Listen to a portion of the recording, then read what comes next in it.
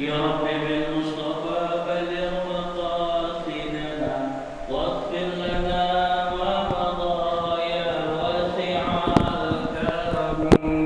يا رب بالمصطفى بلغ مقاصدنا واغفر لنا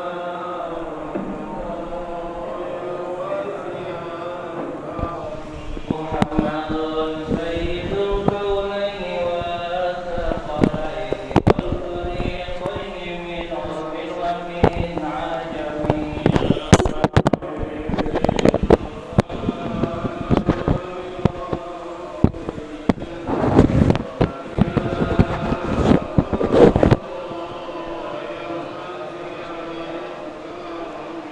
مولاي صل وسلم دائما أبدا على حبيبك خير الخلق كلهم.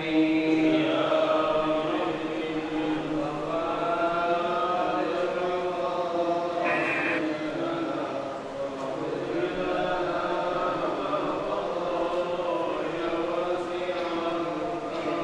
يا أكرم الخلق ما لمن علوذ به سواك عند حلول الحادث العامم.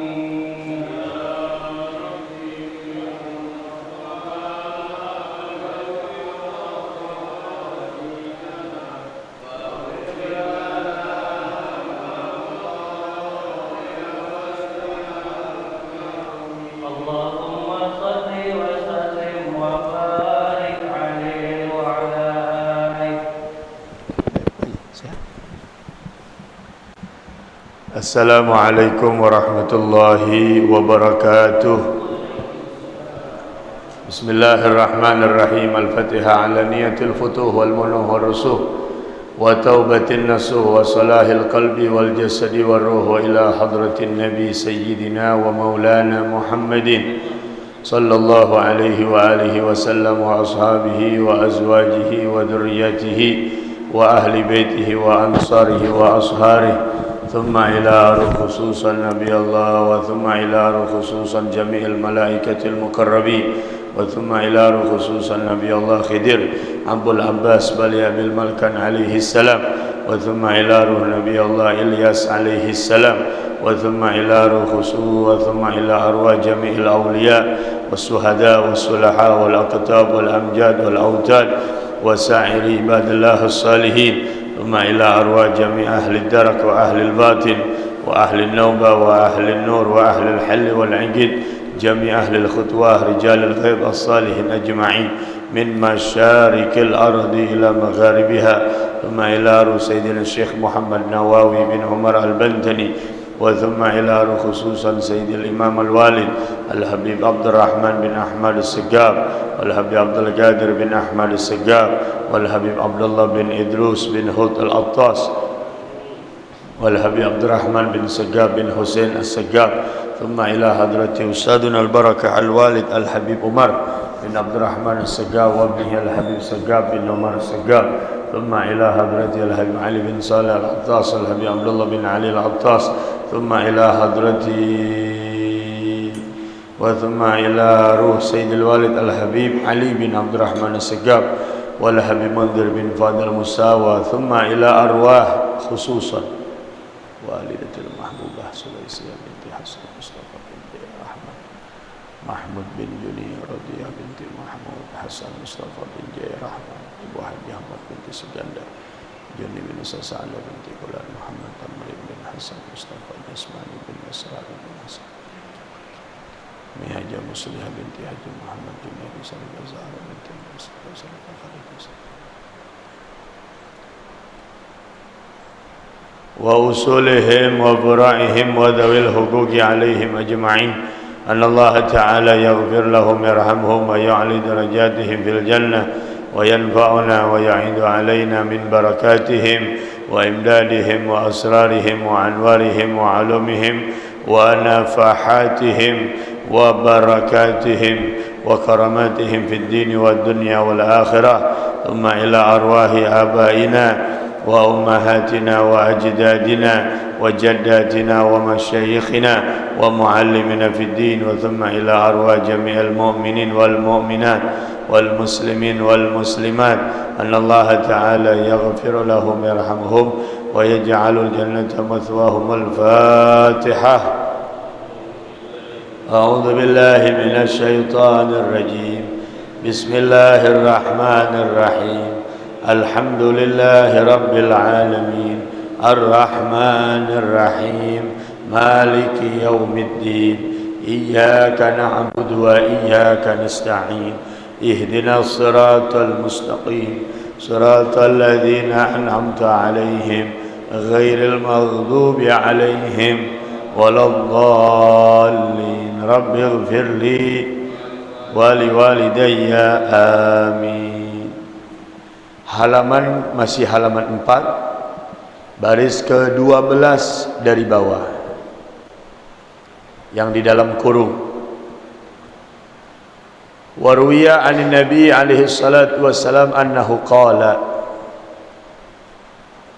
Halaman 12, halaman 4, 12 baris dari bawah. Bismillahirrahmanirrahim. Alhamdulillah alladzi bi ni'matihi tatimmus shalihat. Wassalatu wassalamu ala sayyidina wa maulana Muhammadin wa ala alihi wa ashabihi ila yaumil ma'ad. Amma ba'du. Qala Syekhul Muallif rahimahullahu ta'ala wa adama an-naf'a bihi wa bi barakati ulumihi wa bikum fid daraini amin. Radiyallahu ta'ala ankum wa qala radiyallahu anhu. Rabbi israh li sadri wa yassir li amri wahlul 'uqdatan min lisani yafqahu qawli. Subhanaka la ilma lana illa ma 'allamtana innaka antal alimul hakim wa la haula wa la quwwata illa billahil aliyyil azim. Ya Fattah ya Alim iftah alaina fathan qariba. Ya ahlal batin.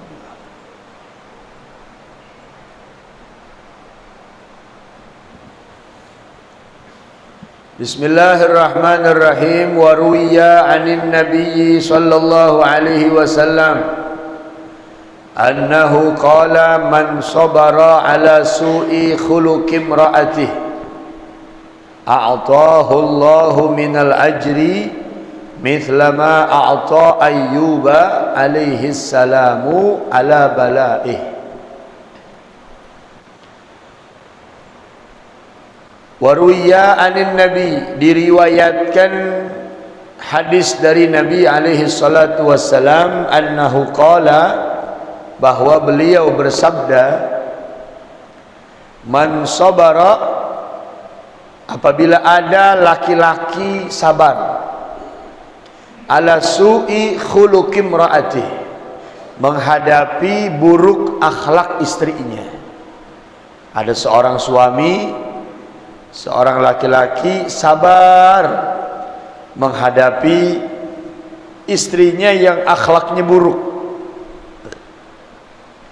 Bila dia sabar, a'tahullahu, Allah akan berikan kepadanya minal ajri, berupa pahala, mithla ma a'ta Ayyub alaihi salam, seperti pahala yang Allah berikan kepada Nabi Ayyub alaihi salam ala bala'ih, di saat beliau menerima ujian dan cobaan bala.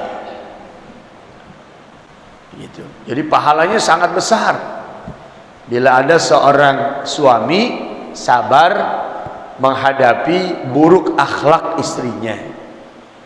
Akhlaknya buruk, merongrong aja, susah diatur, susah dididik, tapi sabar itu suami, maka pahalanya akan dia dapatkan seperti pahala yang diberikan oleh Allah kepada Nabi Ayyub di saat beliau menerima bala, menerima ujian, menerima cobaan.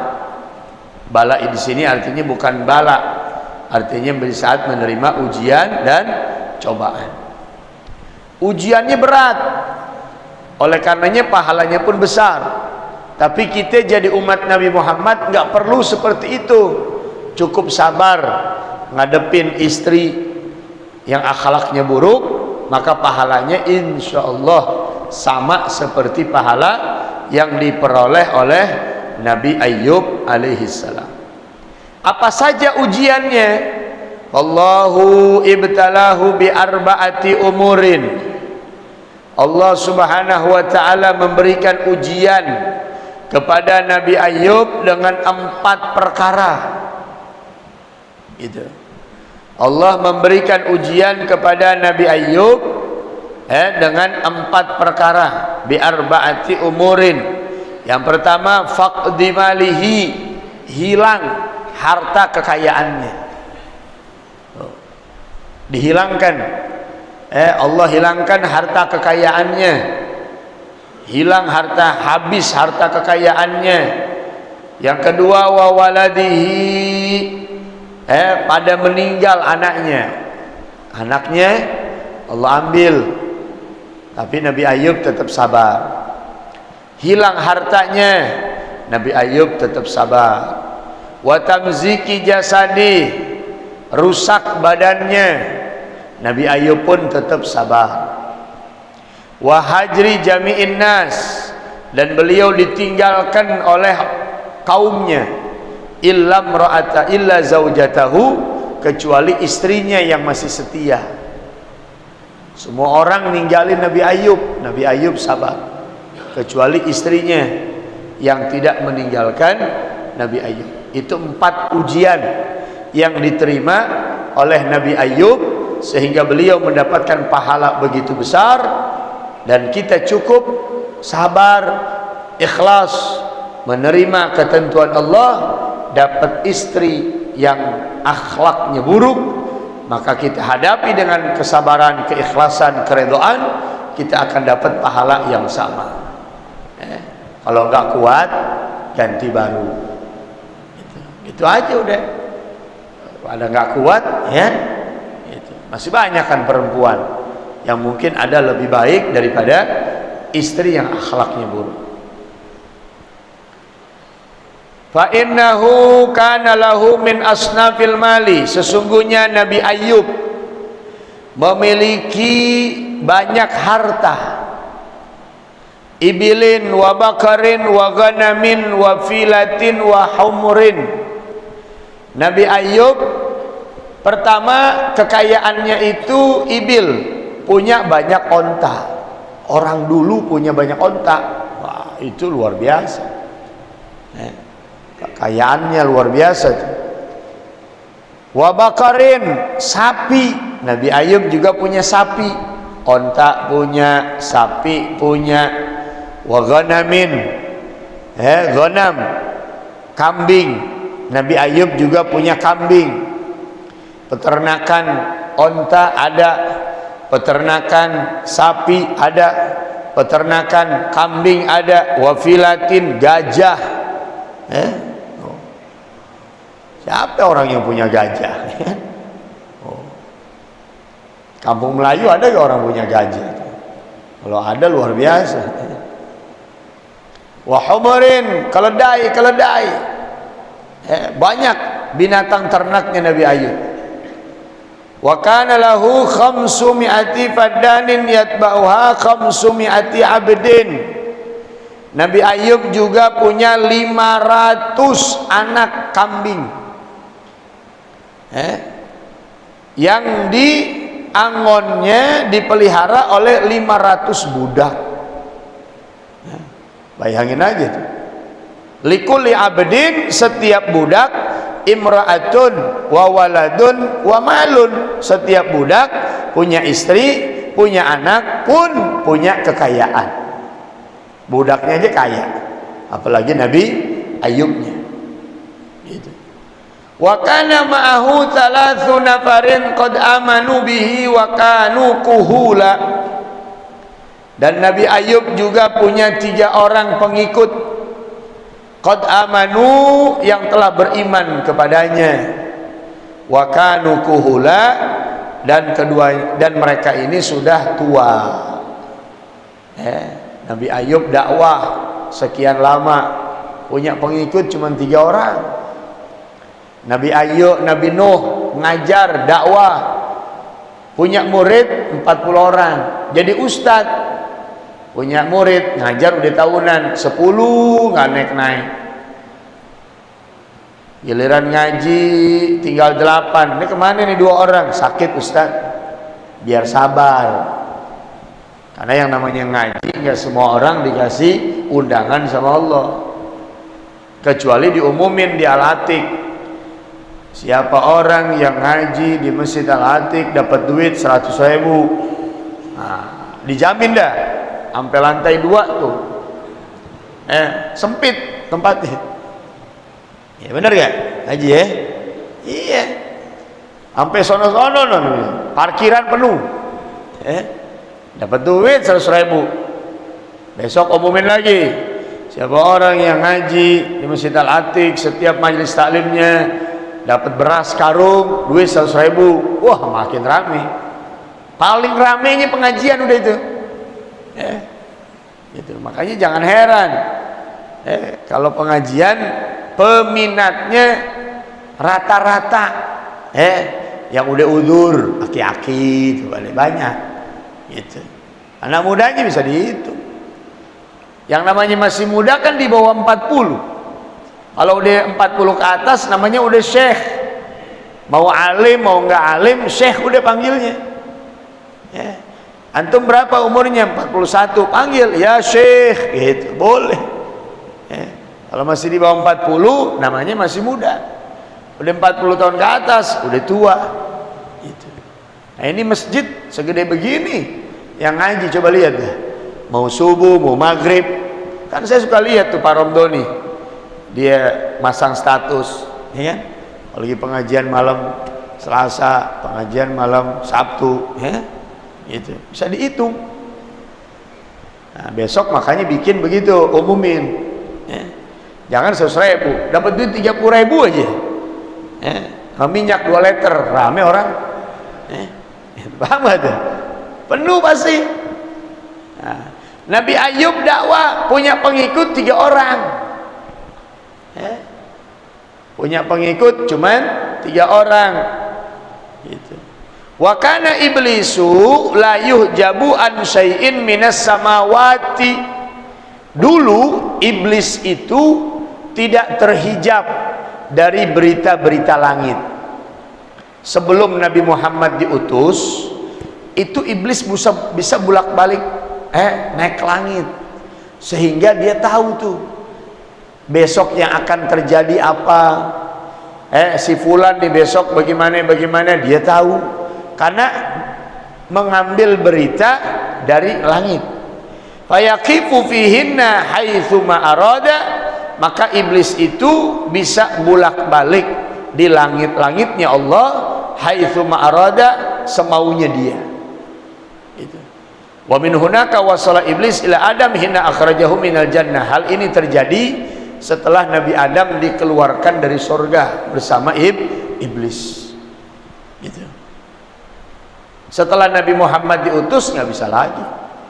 Setelah Nabi Muhammad lahir, api yang disembah Majusi mati. Berita-berita di langit nggak bisa dicuri. Makanya peramal-peramal dulu itu mereka bisa tahu apa yang akan terjadi pada fulan. Yang ngasih tahu iblis, kerjasama sama iblis. Gitu. Fasami'a salatal malaikati ala Ayyuba, maka iblis ini mendengar pujian-pujian malaikat. Iblis mendengar salawatnya malaikat ala Ayyub kepada Nabi Ayyub. Fahasadahu, maka dia hasad, iri, dengki sama Nabi Ayyub. Itu kerjaan iblis. Makanya kalau kita hasad sama orang, kita sifatnya sama kayak dia tuh. Penyakit hasad tuh penyakit yang gak ada obat. Ada 4 macam hal yang obatnya susah bahkan gak ada. Yang pertama, kematian. Orang kalau dia mati nggak ada obatnya, pengen hidup lagi. Yang kedua, ketuaan. Udah tua, pengen jadi muda lagi, minum obat nggak bakal bisa. Kemarin pulang dari GI itu, arah kemari, sebelum Kokas ada gambar Wulan Guritno. Tahu nggak Wulan Guritno? Artis mantannya Surya itu. Ada bacaan begini, kulawan ketuaan dengan yang tepat. Kulawan, antum nggak percaya, sono aja putar balik. Ustaz bener kagak sih nih? Entar nih habis ini nih, sono dulu dah. Kulawan ketuaan dengan yang tepat. Saya ngomong sama istri saya. No, lihat baca no. Kulawan ketuaan dengan yang tepat. Nah, ini kata-kata menyesatkan umat, saya bilang gitu. Loh, kenapa emang, Mbah? Yang namanya udah tua nggak bakal bisa dilawan. Gitu. Udah tua, umur 40, 50, 60, pengen muda lagi. Biar kata rambut disemir merah juga orang tahu untuk umur 60 tahun. Biar masih pakai celana jeans, pakai kaos, pakai blazer, ya kan? Sepatu pentopel, jalan ke mall. Biar dibilang muda nih, tetap aja tua. Nggak bakal bisa muda. Minum bodrek biar kata serenceng. Tetap tua-tua juga. Nggak bakal bisa dilawan. Pertama, kematian, nggak ada obatnya. Yang kedua, kalau sudah tua. Gitu. Yang ketiga, penyakit yang nggak bisa ada obatnya apa? Sifat kikir, bakhil, pelit. Itu penyakit yang sulit untuk dihilangkan. Karena kita ini manusia, saya ataupun antum, ketika lahir ke dunia udah punya sifat pelit. Begitu lahir aja tuh bayi, udah menunjukkan sifat pelitnya. Apa tandanya? Bayi kalau lahir tangannya genggam gitu. Anda nggak nemenin bini lahiran? Lihat deh anak kita lahir itu tangannya genggam. Kita juga dulu begitu, nggak ada bayi lahir tangannya begini-begini, nggak ada. Tangannya genggam. Kenapa tangannya genggam? Isyaratun, ini satu isyarat bahwa dia nanti punya sifat pelit. Dengan apa yang dia punya, dia nggak mau kasih orang, dia nggak mau bagi orang. Kalau nanti udah mati orang itu, kita nih kalau udah mati, tangan kita terbuka. Dzulqarnain, seorang raja yang menguasai dunia. Kalau Pak Jokowi sih, Jokowi masih Indonesia, ini sedunia dia kuasai, seperempat dunia. Tapi begitu meninggal dunia, wasiatnya apa? Kalau saya nanti mati, masukin saya ke peti mati dan bikin lubang untuk kedua tangan saya, biar tangan saya keluar nih, gitu. Jadi gotong tuh, bawa nih keliling, saya punya jenazah, ke seluruh wilayah yang saya kuasai. Loh, kenapa begitu? Saya pengen kasih tahu sama orang. Lo yang kaya-kaya jangan belagu. Gua aja nih raja yang nguasai dunia, mati nggak bawa apa-apa, apalagi lo gitu.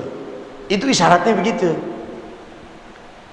Orang paling kaya di kampung Melayu dengan orang paling miskin di kampung Melayu sama nggak kain kafannya?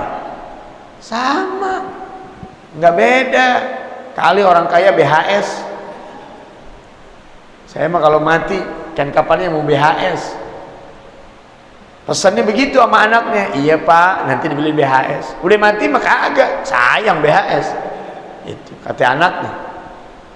Orang miskin sama juga. Kali gitu kalau orang kaya pakai kain kapan, orang miskin pakai daun pisang. Kan ada tuh kisah lucu. Nanti kalau aneh mati, aneh nggak mau kain kapan yang macam-macam. daun pisang aja. Aneh aja nih orang. Pesennya, wasiatnya begitu, kisah lucu. Setiap ketemu orang, kalau aneh mati nanti tolong ya ingetin nih keluarga aneh, biarkan kapannya pisang aja, daun pisang. Aneh pengen dibungkus pakai daun pisang. Ya kan kain kapan bebas, boleh warna putih, boleh warna apa aja, daun pisang juga boleh. Akhirnya ada orang nanya, ente kenapa sih pengen banget kalau mati itu pengen daun pisang kain kapannya? Biar aneh bebas dari pertanyaan malaikat. Karena kan daun pisang ajaib itu, bisa ngenyangin perut. Kalau di atasnya taruh nasi, taruh lauk, taruh sambal, makan dia kenyang nggak perut. Kalau daun pisang doang sih kagak. Ente kenapa kalau mati pengen daun pisang kan kapannya? Biar aman dari pertanyaan malaikat munkar nakir. Kok bisa begitu? Iya, kan nanti malaikat ngiranya bukan orang. Ini kok ke daun pisang, lontong apa orang? Gitu. Makanya bebas loh dari pertanyaan munkar nakir. Itu kisah lucu doang. Yang keempat, penyakit yang gak bakal hilang, artinya yang sulit untuk diobati, ya bahkan gak ada obatnya. Yang ketiga tadi sifat pelit. Orang kalau dipelit, dari miskin pelit, kaya makin pelit. Kalau dari miskin udah dermawan, kaya makin dermawan. Malam yu'til qalil lam yu'til katsir. Kata al-Imam Al-Habib Ali bin Hasan Al-Attas, beliau menyatakan orang yang di saat punya sedikit nggak mau berbagi sama orang. Punya duit 100.000, ada tukang minta-minta, kita nggak mau kasih tuh. Padahal bisa kita kasih dari 100.000, mungkin bisa kita kasih 10.000, tinggal sisa 90.000, masih bisa beli makanan. Tapi kadang kita takut habis, takut kurang. Punya duit 10.000, lembaran 5, 2.000 jadi 10.000. Ada tukang minta-minta, ada pengemis, ada tukang ngamen, nggak mau ngasih juga. Dari sedikit nih kamu belajar, siapa orang yang di saat sedikit tidak mau berbagi, nanti di saat punya banyak dia akan semakin pelit katanya. Begitu sifat manusia. Kayaknya harus kita lawan. Dan orang pelit jauh dari sorga. Al-bakhil ba'idun minallah. Orang pelit jauh dari Allah. Ba'idun ba'idun minal jannah, jauh dari surga. Ba'idun minan nas, jauh dari manusia. Gak ada yang demen orang pelit.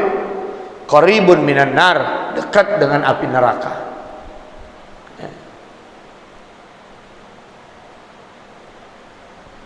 Yang keempat, sifat yang sulit diobati, bahkan tidak ada obatnya, adalah sifat hasad, iri dengki.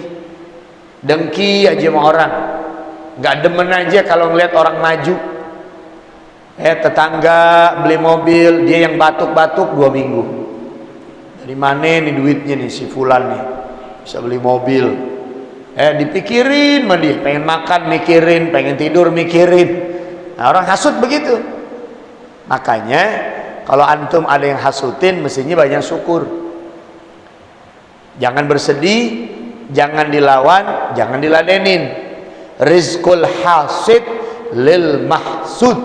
Rizkinya orang hasad akan dioper alih oleh Allah kepada orang yang dihasad. Tuh, begitu. Kalau ada orang hasad sama kita, iri, dengki, nggak demen sama kita, antepin aja. Kita hidup, dia hidup, kita hidup, dia mati. Itu istilahnya begitu. Namanya orang hidup kan pasti mati. Orang baik mati, orang buruk mati. Orang yang hatinya bersih mati, orang yang hasad juga mati. Iblis nih dari zaman Nabi Adam udah hasad. Begitu jasad Nabi Adam udah ada di sorga, iblis bolak-balik aja. Ini siapa sih ini? Gitu. Kok ada orang selain aneh nih di sorga? Kemarin-kemarin belum ada Nabi Adam. Kata iblis, wah ada saingan baru nih. Gitu. Makanya orang hasad itu iri dengkinya kepada yang satu profesi. Tukang bakso sama tukang bakso, meskipun kontraknya bareng-bareng. Tukang toprak sama tukang toprak. Kalau tukang toprak hasut sama orang sama yang beda profesi, wah lebih buruk lagi berarti. Tukang toprak hasut sama ustad. Nah ini parah ini. Ustad hasutnya sama siapa? Ustad juga. Lu jangan ngaji sama dia tuh, ilmunya belum seberapa. Takut banget muridnya hilang. Padahal tuh murid nggak pernah ngamplopin. Gitu. Ya. Banyak begitu. Saya alami itu.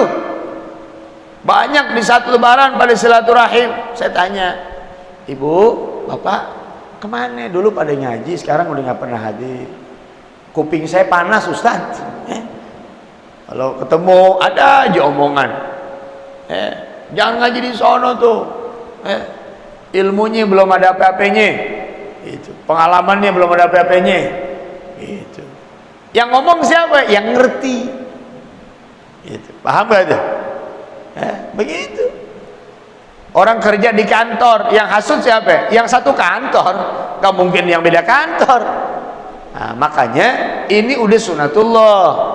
Tetangga hasut sama tetangga udah biasa, jangan diladenin. Senyumin aja.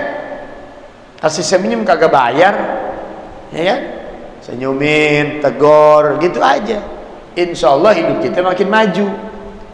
Nah sekarang kita hidup hasad. Iblis yang udah di surga, hasad diusir. Lah kita belum di surga udah hasad, ngarep surga, jangan mimpi. Hayalan kosong itu namanya. Tiap hari baca doa, Allahumma inna nas'aluka ridhaka wal jannah wa na'udzubika min sakhatika wan nar. Hati dengki mulu sama orang, hasad mulu sama orang. Jangan mimpi masuk surga. Allah itu nggak lihat rupa kita, Allah tidak lihat kekayaan kita, Allah tidak lihat ilmu kita, yang Allah lihat keadaan hati. Yang Allah lihat keadaan hati kita. Nah, iblis hasad kepada Nabi Ayub. Fasami'a salatal malaikati ala Ayyuba. Iblis mendengar solawatnya, pujiannya para malaikat di langit kepada Nabi Ayub. Fahasadahu, iblis hasad akhirnya, iri dengki kepada Nabi Ayub. Waqala, dia minta izin kepada Allah, ilahi nazartu fi abdika Ayub fawajatuhu syakiran hamidan. Wahai Allah, kata iblis, aku melihat hambamu Ayub ini selalu dalam keadaan syukur dan memujimu. Itu iblis bilang begitu sama Allah. Wahai Allah, ini hambamu Ayub luar biasa, aku nggak pernah lihat kecuali ini Nabi Ayub selalu bersyukur kepada Allah, memuji Allah. Ala walau ibtalaitahu laraja'an syukrik wa ta'atik. Kalau menurut saya, kata iblis, dia banyak bersyukur, dia banyak muji engkau karena memang kekayaannya banyak, anaknya banyak, ya, badannya sehat, kata iblis. Coba kasih ujian, cobaan, masih syukur apa enggak? Begitu. Paham nih? Coba tuh kasih ujian, kasih cobaan. La raja'a an syukrik wa ta'atik, apakah dia tetap dalam keadaan syukur dan taat kepadamu? Faqalallahu, maka Allah berkata kepada iblis, intalik faqad sallatuka ala malih. Hai iblis, silahkan, kalau engkau ingin menguji keimanan hambaku Ayub, engkau aku berikan kekuasaan untuk menghancurkan hartanya. Tuh, jadi yang ngizinin Allah. Makanya hidup itu jangan dibawa pusing. Segala sesuatu nggak bakal terjadi sama kita kecuali dengan izin Allah. Iblis aja nih nggak bisa untuk ngancurin Nabi Ayub kecuali izin dulu sama Allah. Jangan dibikin pusing. Usaha agak nurun, suuzon. Aduh, kemarin lihat tanah di depan rumah, kata orang sih tanah kuburan. Ini mungkin gara-gara ini nih usaha seret ya. Nggak ada yang bisa bekerja kecuali dengan izin Allah. Tidak ada rizki dicabut oleh Allah, kenikmatan dicabut oleh Allah, melainkan ada satu dosa yang kita lakukan yang kita nggak sadar. Oh, begitu. Nikmat bisa hilang, kebahagiaan bisa hilang gara-gara dosa yang kita lakuin. Yang dosa itu kita nggak sadari. Sadar aja kagak, apalagi mohon ampun. Makanya kadang-kadang nikmat dicabut oleh Allah.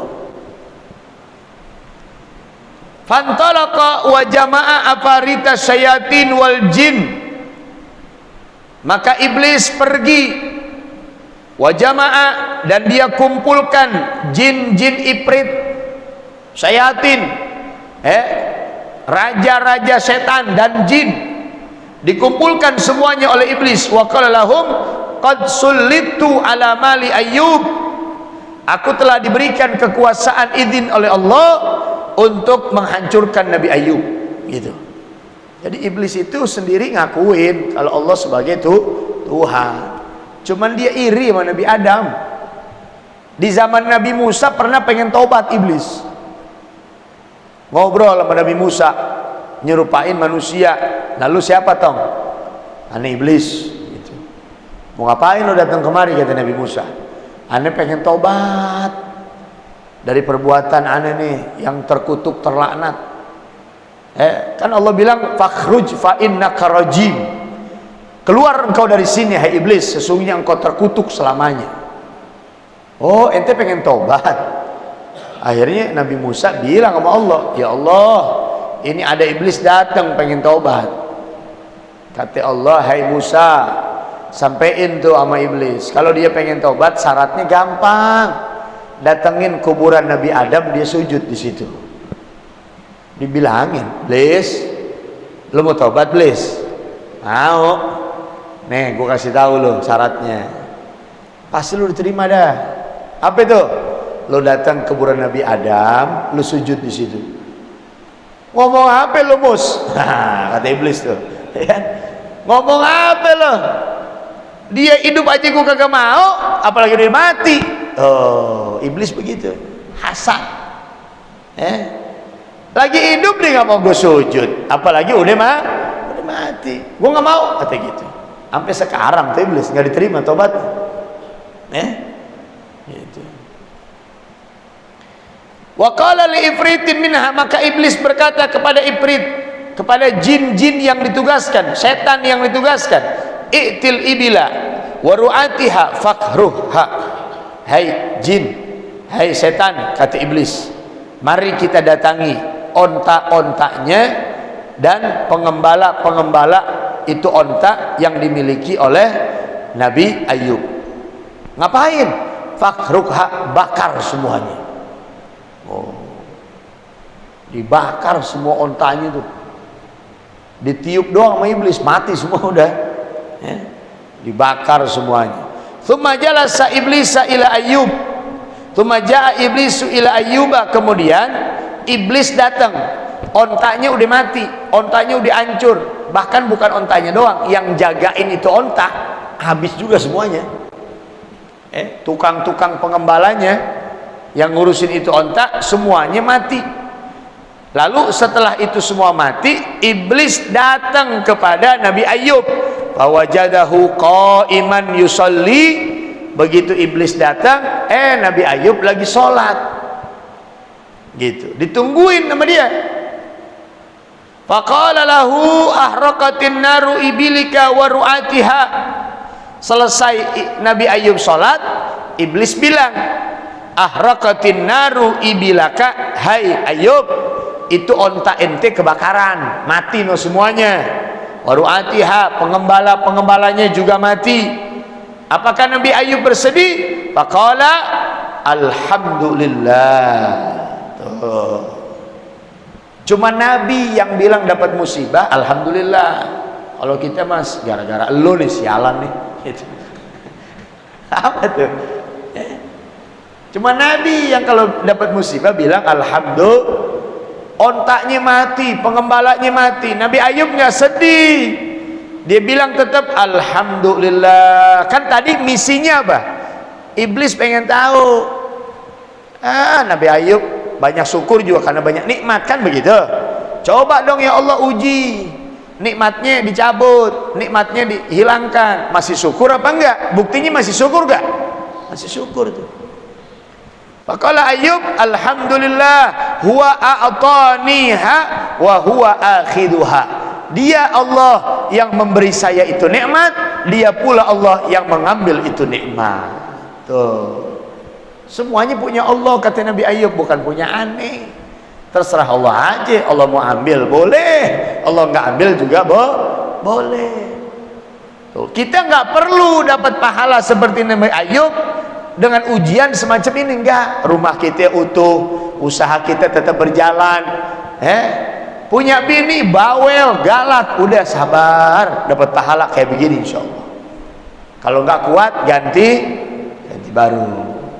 Kalau punya duit, kalau nggak punya duit juga buat apa? Paham kan? Ini kisah bisa dimengerti ya, bisa dipaham. Thumma fa'ala mithla dzalika bil ghanam. Nabi Iblis nggak puas. Wah sialan nih Nabi Ayub katanya. Bukannya dia sedih, bukannya dia galau, bukannya dia meratap, tapi malah bilang alhamdulillah. Makin gondok gak? Oh, kita ngadepin orang hasad begini. Ada orang hasad, dengki sama kita, ketemu, senyumin. Punya mobil baru, pakai depan dia. Alhamdulillah nih, aneh punya nikmat. Itu. Punya bini baru, bawa. Nih, bini aneh baru nih. Gitu. Punya motor baru, bawa. Dia makin gondok, apa makin bagaimana itu orang hasad? Makin gondok. Paham tuh? Makanya jangan diladenin. Hidup harus dijalani, harus dinikmati. Jangan mikirin sesuatu yang merugikan kita. Kita mikirin omongan orang gak ada habisnya. Selama kita hidup, belum kita masuk ke liang lahat, pasti masih ada ngomongin kita. Jangan yang hidup yang mati aja mesti diomongin. Paham gak itu?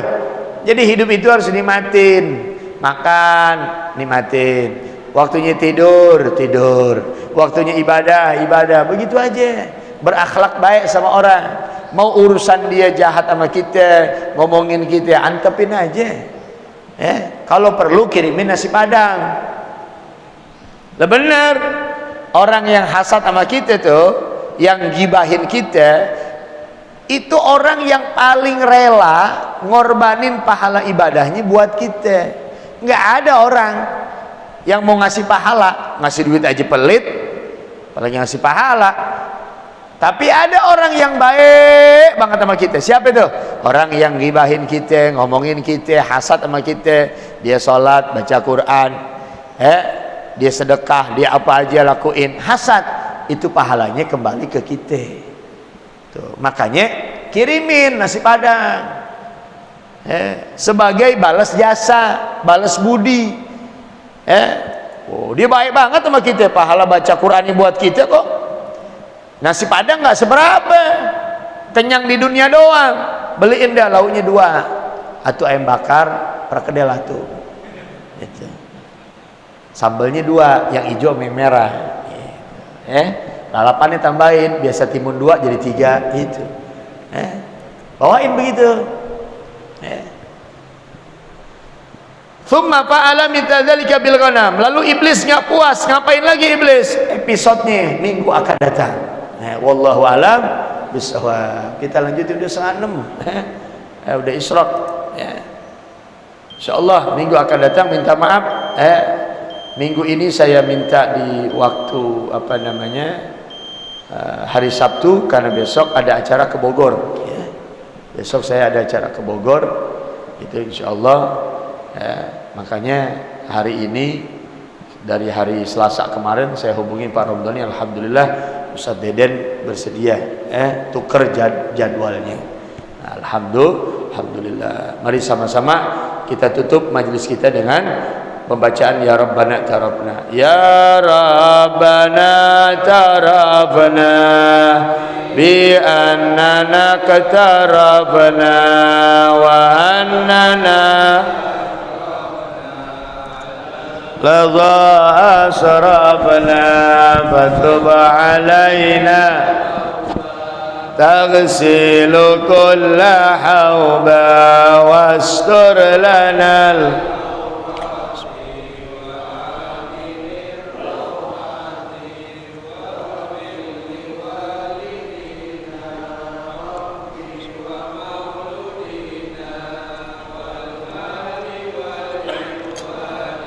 وسائر الخلان وكل ذي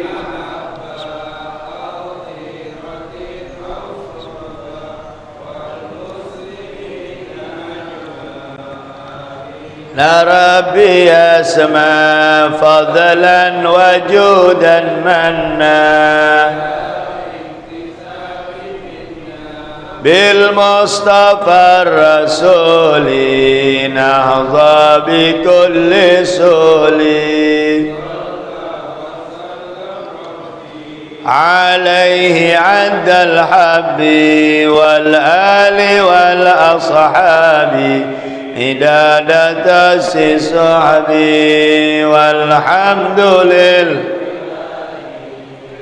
بدء والتناهي الحمد لله على نعم الله الحمد لله على بركات الله الحمد لله حمدا يوافي نعمه ويكافئ مزيدا والحمد لله رب العالمين يا رسول يا رفيع الشان والدرج يا رسول يا رفيع الشان والدرج اللهم صل وسلم وبارك عليه وعلى آله. السلام عليكم ورحمة الله وبركاته.